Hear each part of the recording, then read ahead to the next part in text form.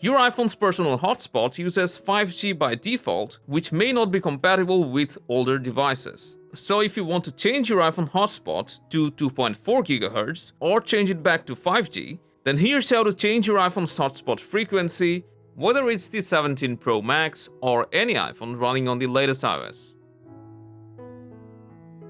What you need to do is open Settings, then go to Personal Hotspot, and here you'll find the Maximize Compatibility toggle. As you can see here, it will reduce your internet performance, which actually means it will disable 5G and switch to 2.4G. So just toggle it on.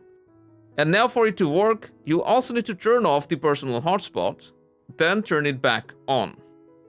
Now if I connect back to the other phone and go to the Wi-Fi info, as you can see it now shows 2.4 GHz. To switch back to 5G, just toggle it off. And that's how simply you can change the hotspot frequency of your iPhone. Hope this helped. Enjoy!